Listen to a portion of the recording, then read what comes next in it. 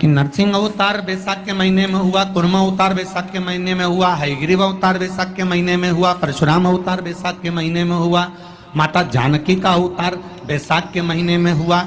आखिर बैसाख के महीने में, माधव महीने में इतनी महत्वता क्यों?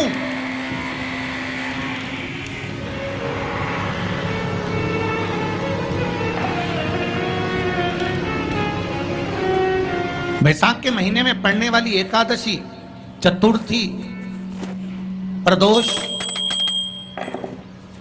अमावस्या, पूर्णिमा, शिवरात्रि, ये सभी इतनी महत्वपूर्ण क्यों हो जाती है?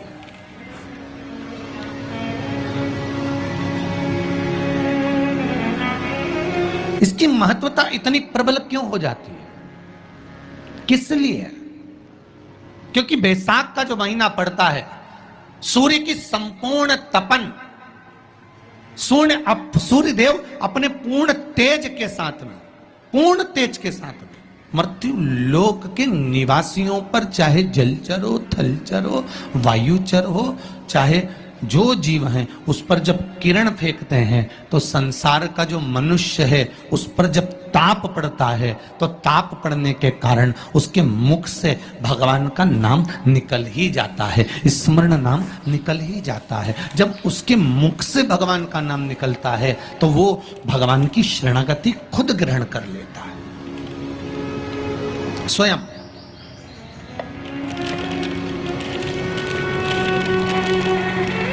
शरणागति ग्रहण कर लेना। बैसाख की पोथी पढ़ते हो आप लोग? आप में से अगर कोई पढ़ता हो बैसाख महीने की पोथी, तो उसमें एक वर्णन आता है, शुक्ल पक्ष की 9वीं तिथि, बैसाख महीना,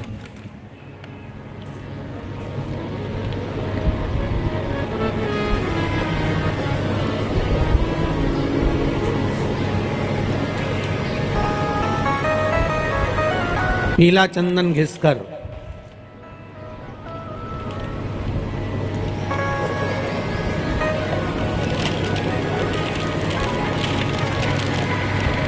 उस चंदन को एक सुंदर पीपल का कोमल पत्ता, कोमल पत्ता मतलब एकदम, एक तो पीपल का होता है कड़ला पत्ता, एकदम कड़क हो जाता है, और एकदम होता है कोमल पत्ता।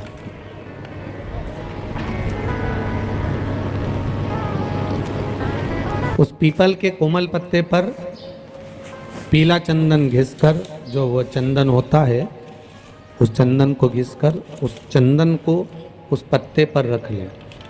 और महाराज उस पत्ते को मध्याह्न के समय पर, जैसे जब सुबह के समय पर सारी पूजन हो जाए, अर्चना हो जाए, भगवान शिव के मंदिरों में जल समर्पित हो जाए, उसके बाद में जब बाबा एकदम आनंद में विराजे हों, तब जहाँ शिवलिंग रखा होता है,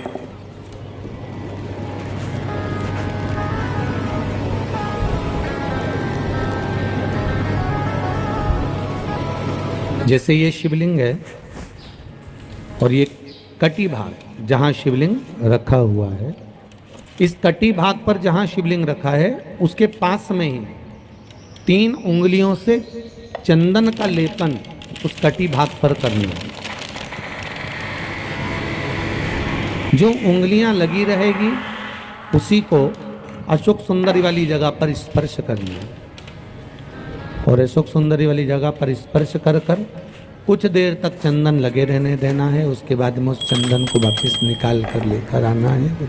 कटी भाग पर जो लगाया गया है उसको भी निकाल कर वापस लेकर आना है। फिर बाबा का स्नान नहीं कराना है, केवल चंदन लेकर आना है, उसी पीपल के पत्ते पर रखा।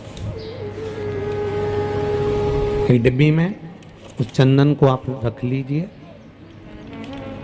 कुछ दिन जिसकी नेत्र ज्योति कमजोर है, चश्मा लग रहा हो, श्रवण शक्ति कमजोर हो, सुनाई कम दे रहा हो, उसके कंठ से इस ठोड़ी तक उस चंदन का तिलक लगाना प्रारंभ कर दीजिए। और नेत्रों के नीचे थोड़ा सा वो चंदन लगाना प्रारंभ कर दीजिए। लगभग 20 से 22 दिन तक आप उसका प्रयोग करिए और एक रुद्राक्ष का जल शिव को समर्पित कर कर उस जल का आचमन करना प्रारंभ कर लीजिए। लगभग 22 दिन लगेंगे। धीरे धीरे फिर जाकर डॉक्टर को जांच करा लेना, नेत्र की ज्योति बढ़ना प्रारंभ हो गई है। पर विश्वास के साथ, भरोसे के साथ, क्योंकि सबसे मूल अगर कुछ है तो विश्वास मूल है। मानो तो मैं गंगा मां हूं और ना मानो तो बहता पानी। अगर आपका विश्वास प्रबल होगा, भरोसा अगर प्रबल होगा, विश्वास अगर प्रबल होगा तो भगवान मिलेगा, और अगर विश्वास नाही आहे तो परमात्मा नाही भेटत। तसं माझं रिलेशनशिप खूप जास्त चांगलं चाललं होतं, पण ते म्हणतात ना की नजर इज रियल, तसंच झालं आमचं ब्रेक। बैसाख के महीने में तो आपको अगर शरीर में कहीं पथरी भी आ गई है ना, कहीं नेत्रों में अगर ज्योति कमजोर पड़ रही है, जाले पड़ने लगे, चश्मा बढ़ने लगा, रात को आंखों में जलन होने लगी, रात को नींद नहीं आ रही है, तो बैसाख के महीने में जो दुर्वा होती है, इस दुर्वा को तोड़ लाओ। जहां पर अशुक सुंदरी का स्थान होता है, जहां पर भराव शार्प ना दीजिए। अशोक सुंदरी का जो स्थान होता है, उस अशोक सुंदरी के स्थान पर उस दुर्वा को रख दो और कुंदकेश्वर महादेव का नाम लेना। कौन से महादेव का नाम लेना है? कुंदकेश्वर। उस दुर्वा को उठा कर लिया। बैसाख के महीने में कोई भी तिथि, कोई भी दिन, कोई भी वार आप बैसाख के महीने में कर सकते। उस दुर्वा को लेकर आओ, लगभग 20-25 दुर्वा लेना, उसको लेकर आइए। सुबह सुबह कुंदकेश्वर महादेव का नाम लेकर उसको खाना प्रारंभ कर दीजिए। एक दुर्वा रोज खाओ।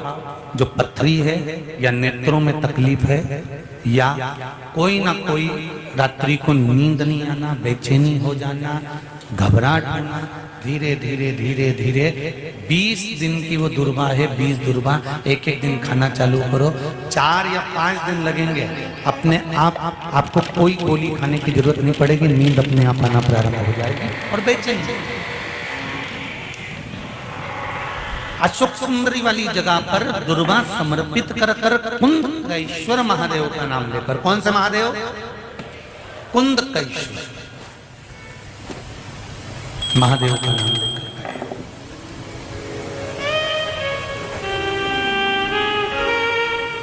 शिव आराधना का मूल है जल। मेरी माताओं से, मेरे भाइयों से लाखों करोड़ों लोग शिव महापुराण की कथा यो आस्था चैनल पर और फेसबुक यूट्यूब पर सुन रहे हैं, उनसे भी कहूँगा, अगर लक्ष्मी नहीं आ रही, संपदा नहीं आ रही, व्यापार नहीं चल रहा, तकलीफ बहुत ज्यादा हो रही है, कष्ट पर कष्ट बढ़ रहा है, कोई अच्छा कर्म हो ही नहीं रहा, बैसाख के महीने में एक बीते से नाप कर छोटा सा सफेद वस्त्र ले लो। उस वस्त्र में 108 चावल के दाने रख लीजिए। एक सफेद पुष्प की पत्ती या पुष्प जो मिल जाए वो रख लो। फूल भी ना मिले तो एक चावल का दाना अलग से रख लीजिए। बैसाख के महीने में उसको अपने घर के जहां परिंदा होता है, मटका होता है, पानी भरने का स्थान होता है, जहां पर हम पानी पीने का भरते हैं, वहां उसको एक कटोरी में रख लीजिए। 3 दिन बैसाख के महीने में कोई सी भी तिथि, चाहे आप दूज, तीज, चतुर्थी ले लो, चाहे पंचमी, छठ, सप्तमी ले लो, चाहे अष्टमी, नवमी, दशमी ले लो, उसको रख दीजिए 3 दिन। मात्र 51 रुपये में पोटली लेकर, कुछ भेंट लेकर, जो आपकी मर्जी पड़े, दान के भाव से घी का दिया शिव जी के मंदिर में लगा दीजिए, और जो पोटली और जो भेंट है वो किसी भी ब्राह्मण जन को, गुरुजन को, किसी को भी प्रदान कर दीजिए उसको। अगर ब्राह्मण जन, गुरुजन नहीं ले तो कोई इसका मोल तत्व समझता हो, कोई सौभाग्यवती माताएं हो, कोई बहन बेटियां हो, उनको भी आप दे सकते। ये लक्ष्मी की वृद्धि करने का, संपदा